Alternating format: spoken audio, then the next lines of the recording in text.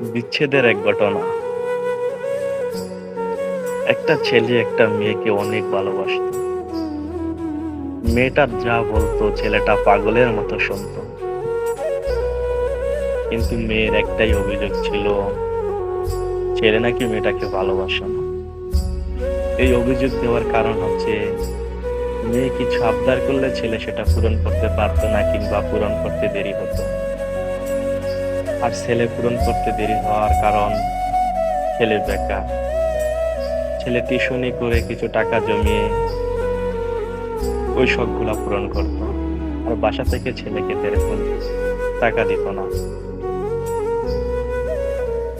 তো হঠাৎ একদিন মেয়ে ছেলের কাছে ফোন দিল। ফোন দিয়ে ছেলেকে বলল, আজকে বিকাল 4টা বাজে তুমি আমার সাথে নদীর পাড় দেখা করতে আসবা।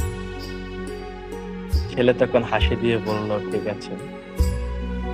তো ওই মুহূর্তে ছেলের কাছে একটা টাকাও ছিল না, পকেট পুরো ফাঁকা। কিন্তু মন ভরা আশা, মুখ ভরা হাসি। তো ছেলে ফ্রেশ হয়ে রেডি হয়ে চলে গেল বাবার রুমে। বাবা ছেলেকে দেখে বলে, আসছে আমার নবাবজাদা, ঘুরতে যাবে বুঝি? আসছে আমার কাছে টাকা নিতে, তাই না? ছেলে তখন কণ্ঠর শব্দ একটু ছোট করে বাবাকে বলল, বাবা, 100টা টাকা হবে? বাবা তখন বলে উঠল, যার 1 টাকা রোজগার করার মুরুদ নাই সে আসছে আমার থেকে 100 টাকা নিতে। টাকা রোজগার করতে কত কষ্ট হয় সেটা কি জানো?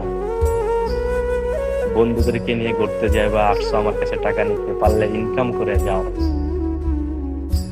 বাবার মুখে এত কটু কথা শুনে ছেলে বাবা রুম থেকে বের হয়ে গেল।